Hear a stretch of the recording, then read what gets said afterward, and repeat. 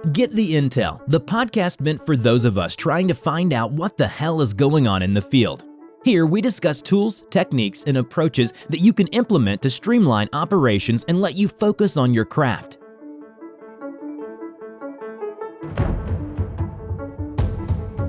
Hello, Chad Gill here. I am the host of the Get the Intel podcast, where I talk with leaders in contracting, management, and really anyone helping us do business better. This episode is brought to you by Laminin Coaching. Laminin is a business coaching and remote personnel company with a focus on contractors in and around construction. We not only help with proposing solutions and methods, but we implement them in your business as well. After all, good ideas are not useful until they're implemented. So if you're ready to get some breathing room, visit us at laminincoach.com to see our full range of services. So joining me today is Matt Jeffery. He is the owner of Chattanooga Floor Care, which is an authority in the concrete floor space. Chattanooga Floor Care has been installing polished concrete and resinous coatings in industrial, commercial, and residential spaces for 9 years. He is driven by problem solving and ingenuity, and there is never a problem too big to solve for Matt and his staff, and this is exactly what he's known for in the industry. Matt is the father of 2 beautiful boys, Hampton and Woods, and married to the love of his life, Katie.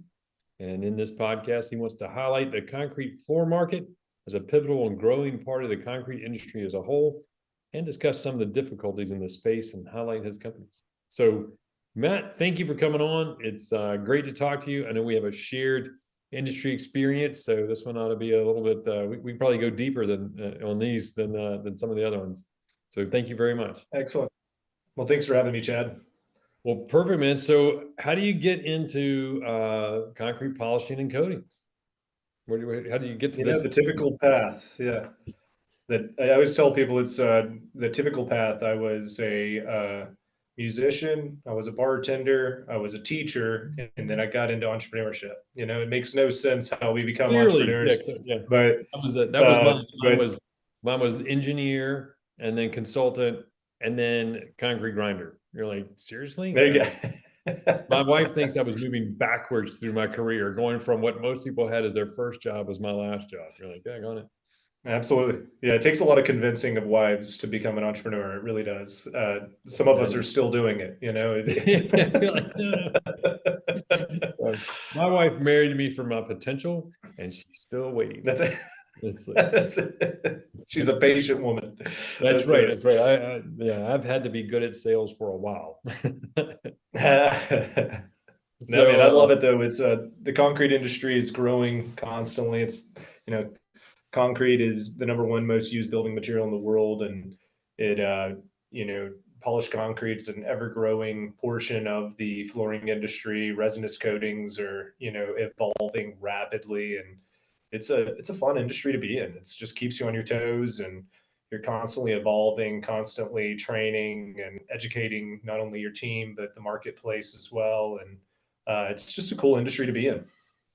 It's funny, I run into architects and just people in general, and they're like, I didn't even know you could polish concrete. I'm like, wait a minute, how do you not know about polished concrete at this point in time? But it is still a very young product or product offering, or however you want to look at it. It's less than 20 years old probably, and it's not something that is widespread, but it is rapidly growing.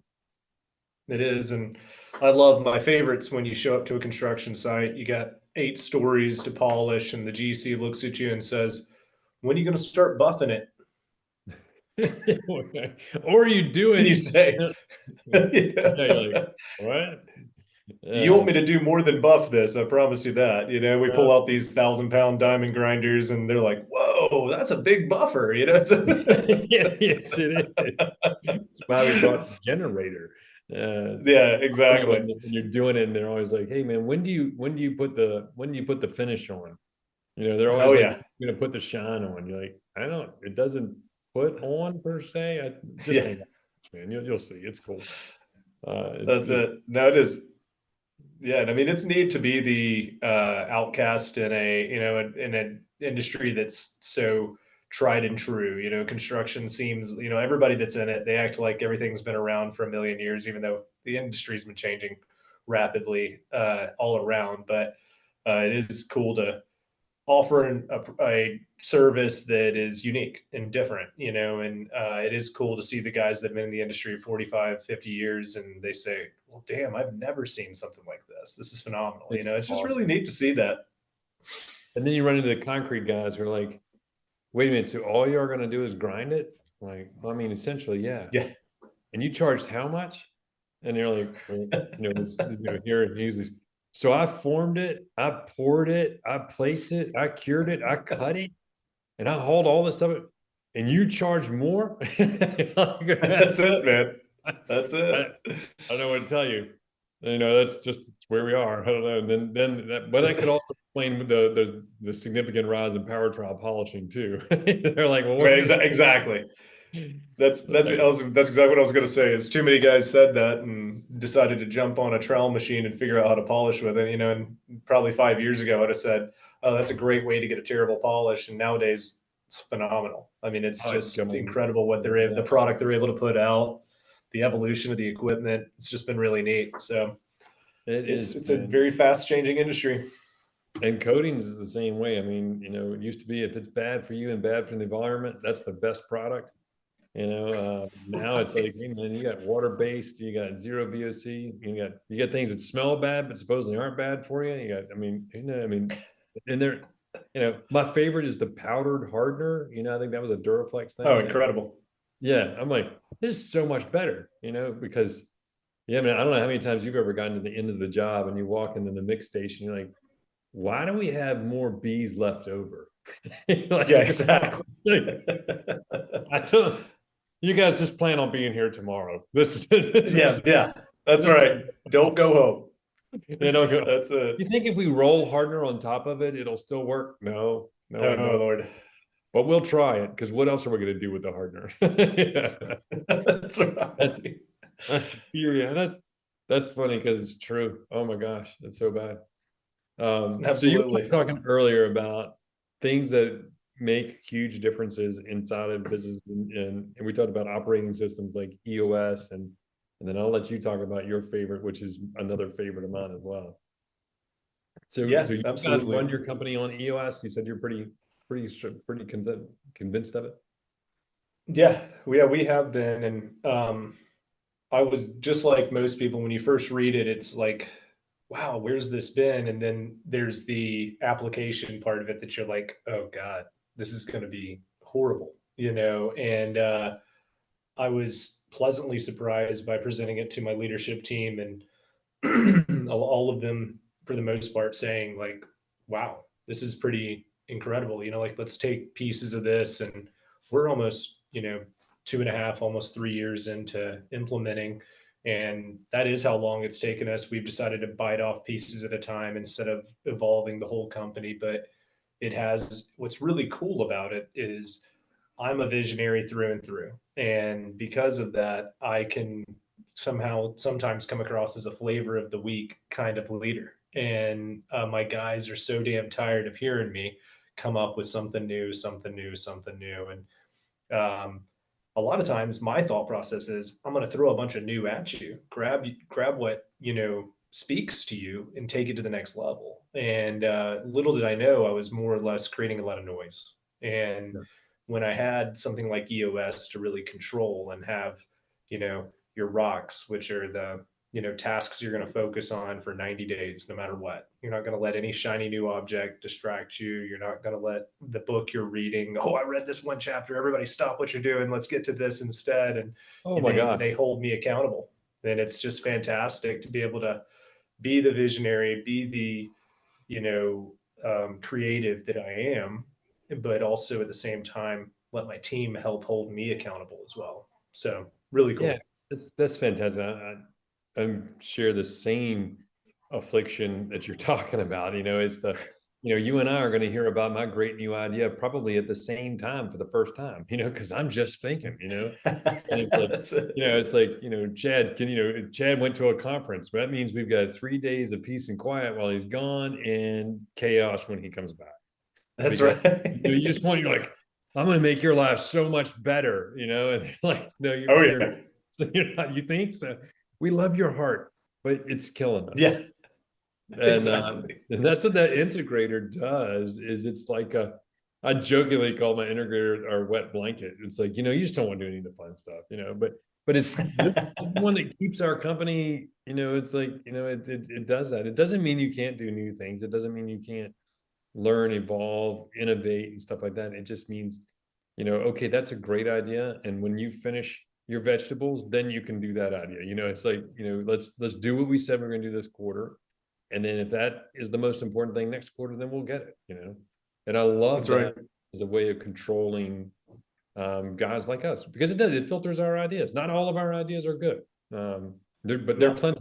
there's, And yeah, there's plenty of, and there's, you got to have the filter. That's kind of how I always say is like, you need somebody there to filter out, get to the gist of the equation, and in business,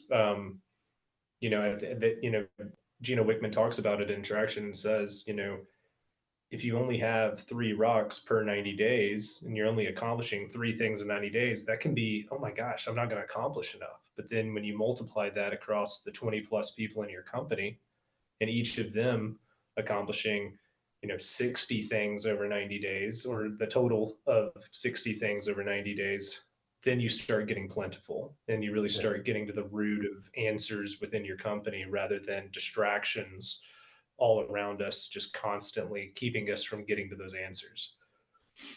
Now, when you got to Traction, did you guys hire an implementer, or did you self-implement, or how did you guys do it? We self-implemented. It did slow us down. I think if I had done it a second time, I'd have probably hired somebody to speed us up. We had a lot of wrong butts in the wrong seats, wrong butts in general that we had to get rid of, had to reposition. We reorganized our company twice in the last 2.5 years, and um, I tell people I'm a slow learner, but I'm going to learn it. Yes. It's going to take me a second, but And I I'm going to mostly learn it, learned dang for it. So, yeah. oh, absolutely, yeah, Yeah. right. If it It's doesn't hurt, I'm probably not I going to pay can attention to it. it's exactly, Yeah. and I mean, I think that's the case is, I'll tell you all the wrong ways not to do it because I've done them, and uh, it's about figuring it out for us individually as a company too. And I think that's the big thing that a lot of entrepreneurs get blinded by is they go to a conference like, we were saying earlier about, you get excited, you're around a bunch of other guys in construction or home improvement or whatever, and you see this alikeness and you think, how are you doing it? And you think if you apply how they're doing it to your business, you're going to get traction, but it's not true at all. Everybody's business is completely different. And it's a collaboration of people and ideas and processes and systems that are completely different from one entity to the next, and you and I could talk about, the 20 years you were in this industry and the 9 years I've been in this industry, and we probably run our businesses completely different. And there's Yeah. nothing wrong with that, and I think that that's the thing that a lot of entrepreneurs take a long time to get over is I can be successful in my own way, but I've also got to get out of my own way and make sure that I build up a team to do the work and do it properly. Yeah, I think that's awesome. I think it's funny, we run into a lot of in the coaching aspect where we're talking, it's like, hey, we highly recommend you do EOS. We have a certified implementer that we work with. This is what we should do because it makes us as coaches way more effective. Because if you can tell me very clearly what you want to accomplish, then I can absolutely help you accomplish that. But that's two different people. One person helps you figure out what you want, and another one can help you get it. And so that's why we say you need a system, you need a coach, you need a peer group, somebody who can go, yeah, that sucks. I have been there before, or here I can help you avoid this pothole because it's over here. And I think that works really, really well. And then a lot of people, the resistance we get is, but my company is totally different. And you're like, so the secret is your company is no different than any other company, except for the fact that your processes, everything about your internal aspect, like we're talking about the product, the service, the special sauce, that's truly unique. But you're a company selling something to people, whether it's a service or a product or whatever it is, and you got to be able to delegate, you got to be able to align, you got to have goals. All of that that's not what makes your company special. The way you do it is, but having that structure, every company should have that. Absolutely. I think some of the best advice and, mastermind groups that I've been in with people of, white collar businesses have honestly been one of the better suited for me to learn from. And it's inputs and outputs, and really breaking it down to the most rudimental part of business. It's without leads, you can't sell, without sales, you can't install, without installs, you can't collect, and that's the system that everybody has. And it's whether you're selling computers or you're selling polished concrete, that's everybody's got to have a proper, input output, and then the circle continues again and again. And it's when you can break it down that far, and when you can really get the metrics to analyze. I know when I first was able to have enough metrics to determine how each of my lead sources were performing, and then challenge myself every month to save $1. I'm going to save $1 per lead as much as I can, and I'm going to analyze this one source until I can get it down to, this is my goal. And until you have enough metrics, you really can't control the beast. The beast controls you. Right. No, I think that's a great way to look at it. It's funny to say, you're looking at the numbers, and sometimes you're just tracking numbers because you don't know what you're going to do with them, but you have them. And then when you look at them, you're like, okay, well, now I've got, like we did that trying to figure out our scorecard at one point. So we got all these scorecard metrics, it's like this big list of metrics. And you're like, this is too many. I know it's too many. The book told me it was too many. The implementer said it's too many, but I don't know Right. what's. So it takes I would say it takes a minimum of a year to hone down to the metrics that matter. And there's things you want to track. Oh yeah. Totally track revenue. That you should track revenue. You should know revenue. I get that.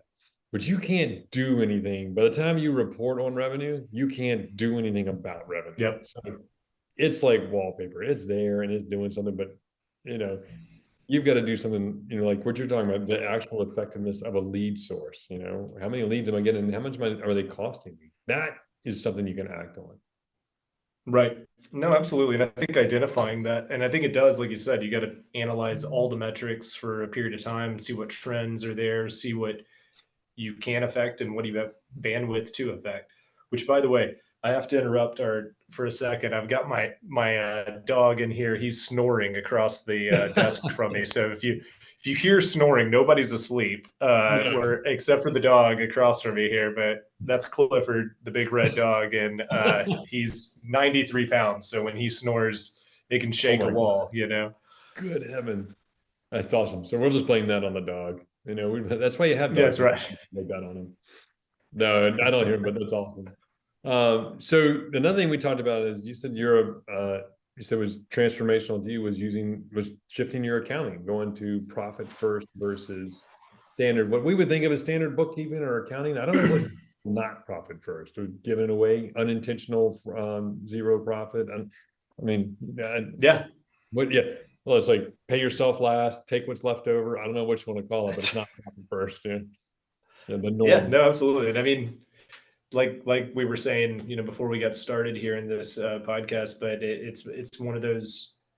It sounds so basic and it sounds so simple, and so many employees practice this way better than employers, and it's the method of paying yourself first. You get a paycheck, and you take that paycheck and you invest a certain percentage of it, you save a certain percentage of it, you allocate for groceries, bills, all that stuff.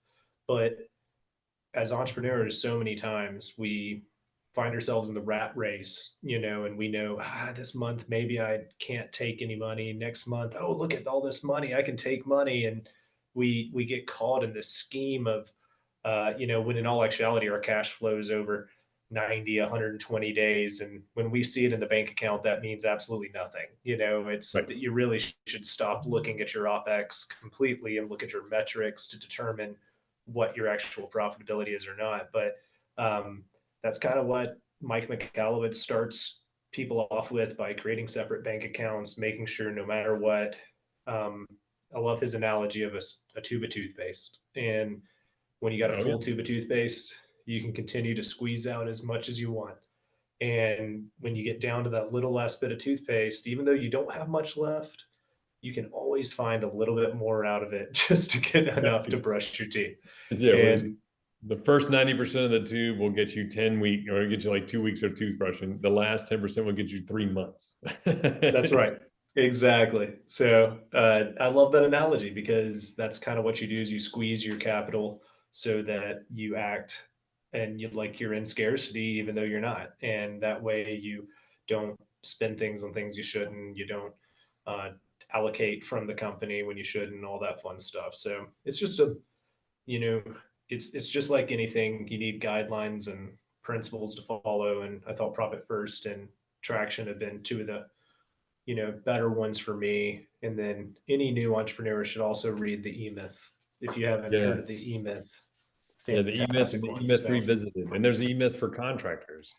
There's yeah, I know. I saw that the other day. yeah, those are great. I mean, the Profit First, I'm a huge fan of. We try to get each of our clients to at least consider and try to get them on that. We liken it sometimes to church. It's like tithing. It's like you got to take it first, or it's not going to happen. And That's right. and getting that out of the account, like you said, because you look at your account and it looks falsely inflated, because your profit is sitting there. And so how many times has a contractor gotten to the end of the year and their accountant's like, man, I got great news. Normally it's like a good news, bad news. Good news, you made a lot of money. Bad news, you owe a lot of money. It's That's like, it. and you're like, well, that's great. Where is it? And you can, when you talk about Profit First, it's, where it's at, where it went. It went to a profit account. It went, I paid myself. And it's also a really good way. We were doing a seminar, and a guy said, well, I have fluctuating income because, I make money one week and I don't make money, and then I make money. He goes, so I couldn't do that. And I'm like, what you have is fluctuating revenue. That happens. Yeah. You should not have fluctuating income. You can have, and that's what Profit First, it levels those peaks and valleys out to say, hey, when you got a lot of extra money, okay, it's still going to go into the, owner's compensation account. And then when it's lean, that's, the balance in there will decrease. And when it's fat, it's going to increase. But you can have predictable paychecks, as long as as you sustainable. But yeah, it was interesting to him because he was like, well, I never thought about doing that. Like it just makes you, the whole goal here is to find a way to work less and sleep better. It's hard enough as it is, don't make it harder. Well, it's easy to lose sight of that. It's especially most entrepreneurs are hard workers, and it's easy to get out there and work hard and forget to work smart, and then you look down and you say, well, dang, I've spent a lot of time working hard and I haven't gotten the, repercussion I deserve, and I think there's a lot of examples out there of how to not do it. And that's tough. You got to look past those guys, and there's very few examples of how to do it in the construction industry, because there's so many owner operators, so many guys getting their hands dirty every day, all the way till the day they die. And if that's what you want to do, then you do it. But if you're looking not to do that, you got to find the tools around you to do so. And It is. these are some great books to do so. I'm with you. I think that starting a business is kind of like boot camp in the military. It's supposed to be hard, and that's going to thin the group of people that are going to just be miserable for a long time. But boot camp is a short duration, high intensity, and then you leave that and you progress out of that. And for business, like starting one, definitely hard. It's a lot of risk. It's a lot of things that are new. There's a lot to learn. But running one, it's supposed to transition into the running of a business, and then where you're working on it and you're working in it. But too many people think that that's just table stakes. I'm supposed to do 80 hours a week because that's what having your own company is. And it is not the requirement. And that's not, and you don't have to give up profit or ability or stuff like that. There are known methods and ways, and these are two of the great ones to kind of just say, hey, this doesn't have to suck. You don't have to hate your company just because you own it. There's a better. And I think it's, as much as we can pass that along to other companies, I think it makes them stronger, and it makes the whole industry better. And which is within, because How many people want to look at their parents who own their own company, working 80 hours a week, never having free time, never being, present, and then say, hey, you should start your own company? No, I don't think that looks Right. much. I could be miserable not having a company. And but now, I would almost mandate to my kids, look, you have to start your own business, because that's where wealth generation, that's where freedom is, at least in my mind. No, I think that's great. I definitely think a big part of it that a lot of entrepreneurs never get over is trust. And I think a lot of trust is necessary in business in order, you got to take the risk of trusting people. I think a lot of entrepreneurs are willing to take a risk financially, a risk with their own time, a risk with their family, but they're not willing to risk trusting other people within their organization that they're training, they're educating, they're motivating and supporting daily. And I think that's the biggest way to take a step back is to, one, make sure the people in the seats around you are the right people in the right seats. But two is to test that and test that every day and make sure that, you have the right processes in place in order to create that trust. I think a lot of it is a lot of entrepreneurs are just not organized enough to hold people accountable properly. And so they excuse bad behavior. They excuse, these things, but then they say, I could never trust that guy. Yeah. It's like, it's your own fault. You got to step People are up. shocked that their kids are out of control, and you're like, well, you never did anything to adjust it. It's That's right. and I think you're right. I think entrepreneurs tend to do all or none. They're like, I can't trust this person to do anything. I can't trust them to check the mail. But here, take this $300,000 truck, trailer, and equipment package Right. to Oklahoma. You're like, there is a middle ground that you could work up to. And trust starts with, Insanity. the trust starts with small things. It's, you build trust, and I'm an engineer, so my love language is, so I'm like, you can build trust just by giving people the opportunity to do the right thing when you ask, over time, and increasing amounts. And that's how you build trust. And I think you're right. I think I was writing that down. We're like, people, they're willing to risk their family, risk their livelihood, risk their money, risk their house.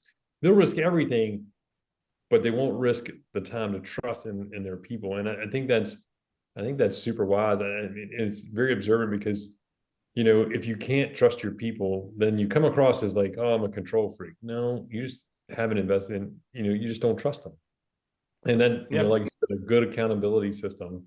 How do you hold people accountable? Like, what's an example, like holding people accountable in your company? Because I just had a conversation with a contractor yesterday where he was talking about, oh, this new generation. And, and he's like, what do you do? And I was like, I think people want leadership. They want to be held accountable, and, they want Absolutely. credit, with no rules. How do you expect people to act? Yeah. We're strong believers in competition.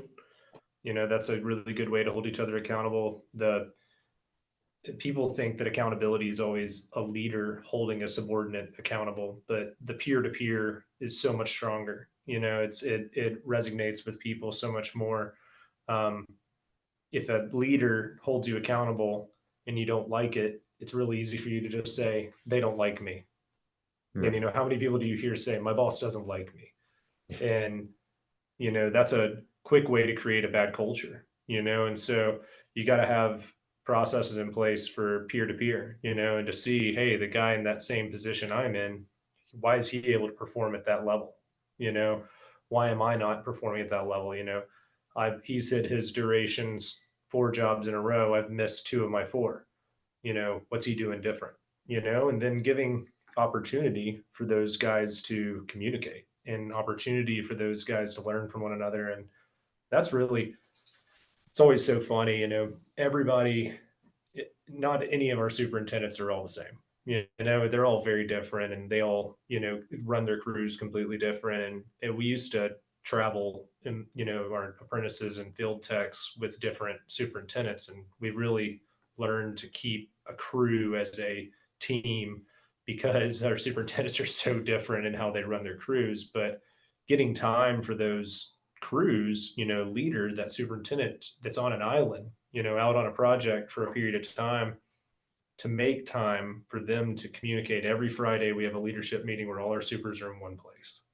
And that's really huge, because what we do is we look over the success of the last week's jobs, and we do it weekly. And we talk about, where we're at on duration, where we're at on quality control, safety. We go through all the gambit, and we give an opportunity for each of our supers to, help each other, and motivate each other. Because as a CEO, my number one job is to motivate, support, and give the tools to the people around me to be most successful. But that only goes so far. It's that peer to peer that's huge. So that's been a really big one for us, is just making a space. So many companies are so busy, like, hey man, you can't spend 2 hours doing that every week, or we do an hour 15, but that's a waste of time. You could be out there making money. And it's like, this is the way we make money. This is the way we're efficiently making money every other day. Do you guys do that? Like, what does that look like? Is that a morning Friday meeting, the rest of the crews are loading, or is it just a Yeah. 4-day work week, or how do you make that? How do you pull that off? Because there are people who are going to be like, no way. Yeah, no. So we do a stand up meeting every morning at 7:30 a.m. and that's the whole operations team. Our field service manager kind of goes over where everybody's at, what everybody's doing, brings up any complexities that we have. On Tuesdays, Wednesdays, and Thursdays, we have a team member stand in for a 5 minute. That's on Tuesdays, it's safety talk. Wednesday, it's technical. And then Thursday, it's leadership. And then on Fridays, and that stand up meeting's most 15 minutes at most, and then they're loading the trailers and out the door. With the Fridays, we do the stand up meeting. Then our apprentices take control of the crew. They get the trailers loaded with the field techs, while the supers come into the conference room. We sit down, we pull up some metrics, seeing how everybody's performing side by side, that competitive kind of nature there. And then we also get a chance to talk about each of our jobs. Hey, here's some of the near misses I hit, this week. And here's ways we avoided it. Here's some actual misses. Here's some wins, and we talk it all through and give a place for it. And it's just, honestly, there's a little less structure in that meeting than there is in most other meetings we have. And we've found that's beautiful, because it allows them to create the space. They create that meeting, and it's sometimes it's fast and they're in and out, and other times they're there for 30 minutes and they need to talk something through. And it's just showing them that that's their place to do it, I think, is the biggest part of it. And there's just no telling what, for people who are listening thinking, man, that's an expensive meeting, there's no way that would do for me.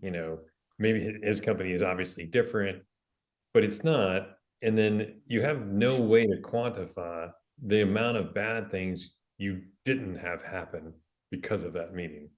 So the value is immeasurable, but definitely there, I would think.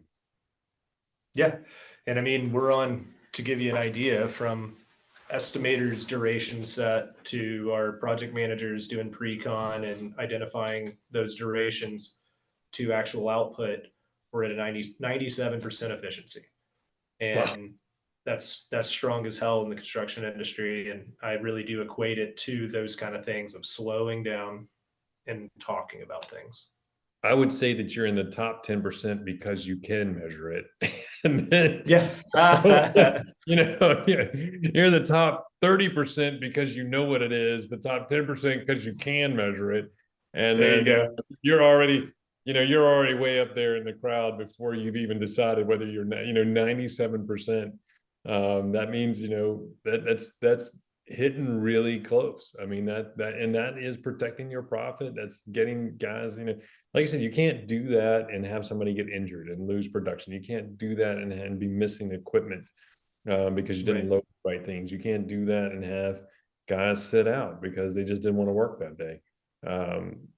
All of those, I mean, when you're just left with 3% of inefficiency, I mean, the wind blows hard, you can lose 1%. That's right. A traffic jam will throw your metrics off for a quarter.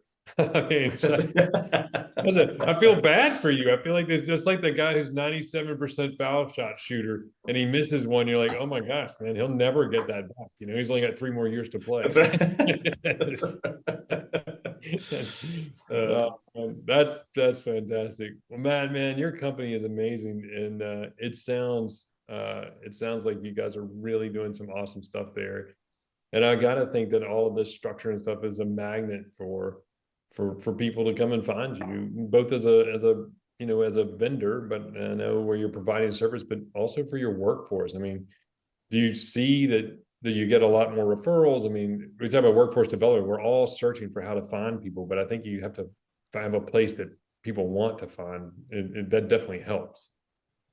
absolutely. And I mean, because I was a teacher before, I was teaching in inner city Atlanta, and my heart is in the inner city, and so people with less opportunity. And so, ever since I became an entrepreneur, 10 years ago, I decided I was going to make sure that I followed that passion still for the people that don't have as many opportunities as everybody else. And so workforce development's been a big pursuit of mine through the years, of whether it's working with the jails and trying to come up with programs that have given people second chance, or um, impoverished areas of our community that a lot of kids find crime, they find all kinds of other things to get their hands busy with rather than work and making money.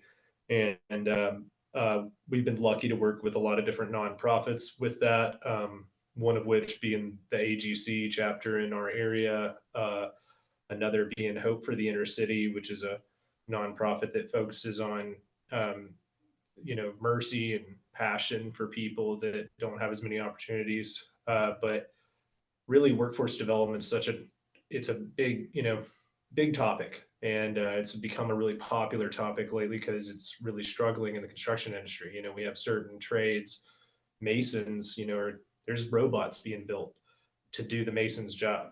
That didn't happen because there was all these masons doing great work. That happened because we have a lack of skilled labor. Yeah, they're not putting The masons out of work. There's just nobody to do it. Right. And so workforce development is a lot more complex and a lot more complicated than people give it. People that are not given those types of opportunities, or not given that type of training, or grow up in a type of family that's going to instill that in them, they typically need a emotional, and physical support, whether, a job, and they need, the spiritual and emotional components of support as well. And that's something that, as an employer, we all sit there and go, whoa, whoa, whoa, we can't deal with that. And I completely understand. It is you can't give one guy in your company more attention than the rest. And so that's been a really tough one for us to figure out with these nonprofits, is how do we team up with a church, a nonprofit, and ourselves to try to give somebody another opportunity.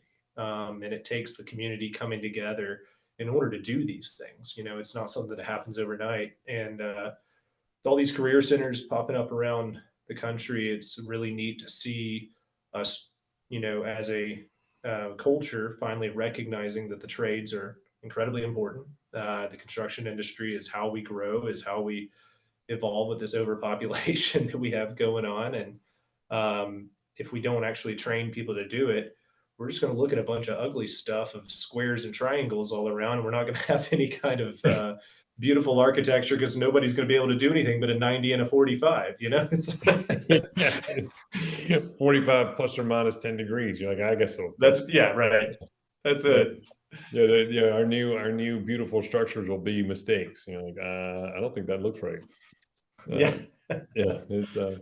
Man, I think that sounds good. It's almost you're almost blending ministry with work, and that's a good intersection in my book. I think that's a great place to be, because we're here to do more than make money. But it doesn't mean you don't want to make money, and there's nothing wrong with a profit. You want to do it. But like you said, there are opportunities in with the scarcity of workforce and people that are taking an interest in it and considering pursuing it. You you have to be willing to invest in it. And I think that's admirable what you're doing. I think that's a huge impact, and it's obviously showing that is working. Yeah, well, thank you. And it's an ever going project. So that's exciting too, always going to be something to do when I retire. That's right. The youth has been going to hell ever since the first person. So, there's nothing to do about that. Right. I graduated from BMI, and the day when I went there, they're like, yeah, this place is never what it used to be. It's going to hell. And then, I graduated, and you're like, yeah, it'll never be as tough as it was for me, and every year. That's it. And somehow it still exists. Right. It's still there. So, yeah. Man, this has been a great conversation. I really appreciate it. And, Chattanooga Floor Care. Sounds like you guys are caring about more than just floors, but I think that's beautiful, and I think it's great, man. So thanks for doing what you're doing, and I look forward to checking in with you soon. See if that 97 gets on up to something like 98. Come on, let's what is going on over there, man? Come on, killing it. That's fantastic. All right, have a good one, man. Talk to you soon. Thanks, Chad. Thanks for having me on. Thanks for listening to Get the Intel. We'll see you next time, and be sure to click subscribe to get future episodes.